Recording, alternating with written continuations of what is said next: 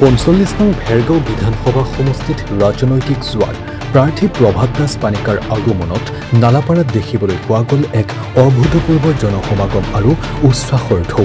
ৰাইজে স্বতঃস্ফূৰ্তভাৱে আগবাঢ়ি আহি উষ্ম আদৰণিৰে তেওঁক সন্মান জনালে, যিয়ে নিৰ্বাচনী পৰিৱেশক কৰি তুলিছে উৎসৱমুখৰ আৰু জাগ্ৰত।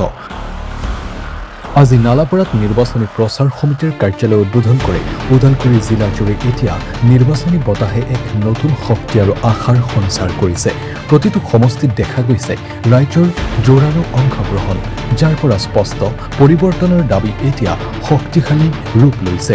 প্ৰভাত দাস পানিকে দৃঢ় কণ্ঠৰে ঘোষণা কৰে, মই ৰাজনীতি কৰিবলৈ নহয়, ৰাইজৰ ইছ্যু সমাধান কৰিবলৈ আহিছোঁ। এইবাৰ ৰাজনীতি সলনি হ'ব, এইবাৰ ৰাইজৰ অধিকাৰ আগবাঢ়ি যাব। তেওঁৰ এই শক্তিশালী বাৰ্তাই ৰাইজৰ মাজত নতুন আশা জাগ্ৰত কৰিছে। ভেৰগাঁও সমষ্টিত জয় ভাৰত পাৰ্টীৰ জয় প্ৰায় নিশ্চিত বুলি এতিয়া বহুতে মত প্ৰকাশ কৰিছে।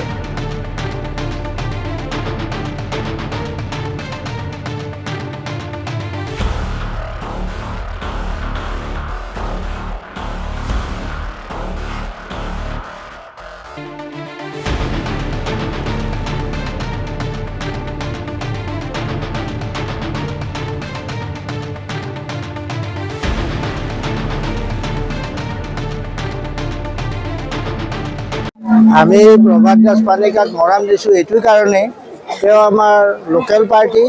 খোৱা পানীৰ সমস্যাই হওক, হস্পিটেলৰ সমস্যাই হওক, বা এই উচ্ছেদৰ সময়ত যিখিনি এই BTC ইলেকশ্যনৰ আগে আগে আমাৰ ইয়াতে উচ্ছেদৰ এটা প্ৰকাণ্ড চলিছিলে, সেই সময়ত এই প্ৰভাত পানিকাই গোটেই মানুহখিনিক সংগঠিত কৰি এই উচ্ছেদৰ বিৰুদ্ধে ৰাইজক একত্ৰিত কৰিছিল।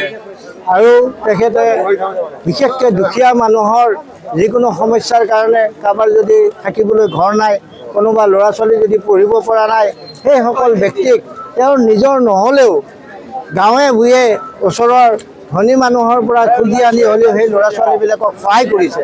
গতিকে এনেকুৱা এজন ব্যক্তিক আমি আমাৰ জনপ্ৰতিনিধি হোৱাটো আমি বিচাৰিছোঁ। আৰু তেখেতক যদি আমি জনপ্ৰতিনিধি কৰি পঠাব পাৰোঁ, আমাৰ এটা বিশ্বাস আছে, তেখেতে বজ্ৰকণ্ঠৰে এই ৰাইজৰ কাৰণে মাত মাতিব বুলি আমি আশা কৰিছোঁ, আৰু সেইকাৰণেই তেখেতক আমি সহায় কৰিছোঁ। কিয় মানে আমি ৰাইজৰ কথা কৈছোঁ, আমি আঁচনিৰ কথা কোৱা নাই। আঁচনি নাপালে, মিটিঙত নাহিলে আঁচনি নাপাবি, ঘৰৰ নাম কাটি দিম, আমি ইমান দিছোঁ 5 বছৰৰ পিছত, এইবিলাক আমি কোৱা নাই। আমি কৈছোঁ হস্পিটেল কিয় নাই ভাল, স্কুল কিয় নাই, স্কুলত শিক্ষক কিয় নাই, ডক্টৰ কিয় নাই, নাৰ্ছ কিয় নাই, হাতীয়ে আজিও কিয় মানুহ মাৰি আছে। আমাৰ চিধা কথা, আমি ৰাইজৰ বুকুৰ মনৰ ভিতৰৰ কথাটো কৈছোঁ, আৰু বেলেগ ক'ব পৰা নাই। কেনেকৈ ক'ব, তেওঁলোকে কামেই কৰা নাই।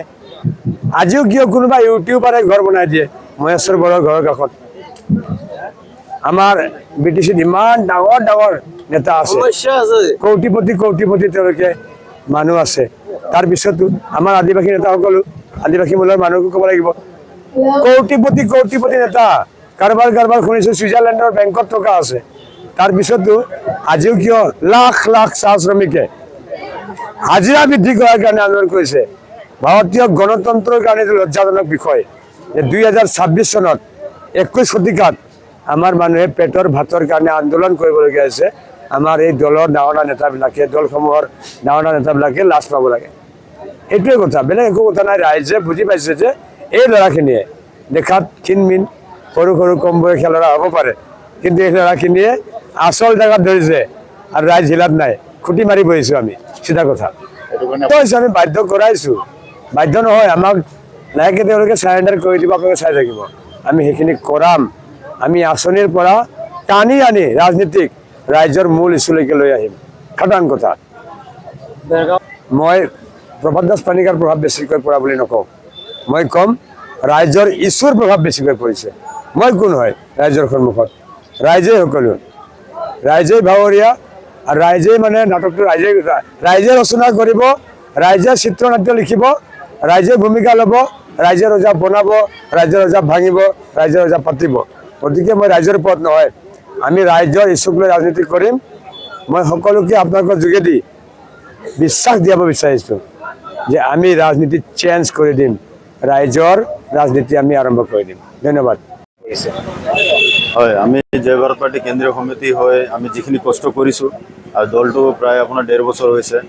আপোনাৰ পঞ্চায়তৰ পৰা BTC ইলেকশ্যনৰ পৰা আজি বিধানসভা ইলেকশ্যনলৈকে আহিলোঁ। এতিয়া যিটো পৰিৱেশ আমাক খুব ভাল লাগিছে, যিহেতু নতুনকৈ আমাৰ ঝাৰখণ্ড মুক্তি মৰ্চাৰ লগত এলাইন হৈছে। এলাইন হোৱাৰ পাছৰে পৰা আমাৰ শক্তিটো আৰু বৃদ্ধি হৈ গ'ল। বৰ্তমান আমাৰ ভেৰগাঁও যিটো বিধায়ক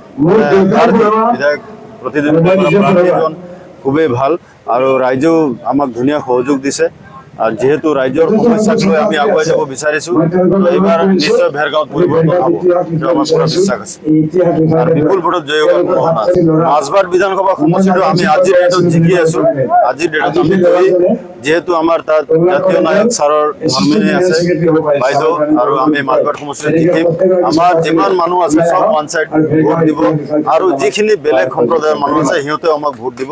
আৰু এইটো আমি চৰণ বড়ো তেওঁ যোৱা সময়ত বিধায়ক হৈ পেলাই যি মন্ত্ৰী হৈ থাকিলে, এজন বিধায়কে নিজৰ সমষ্টিত থকা প্ৰত্যেকটো জাতি জনগোষ্ঠীৰ মানুহক সমান আকাৰে সমান চকুৰে চাব লাগে। তেওঁ কিন্তু সেইটো চোৱা নাই আৰু যি ধৰণে উন্নতি কৰিব লাগিছিল সেই উন্নতি তেওঁ আজি কৰিব পৰা নাই, তেওঁ বিফল হৈছে। সেয়েহে নিশ্চয় পৰিৱৰ্তন হ'ব। ৰাইজে নতুন চেহেৰা বিচাৰিছে।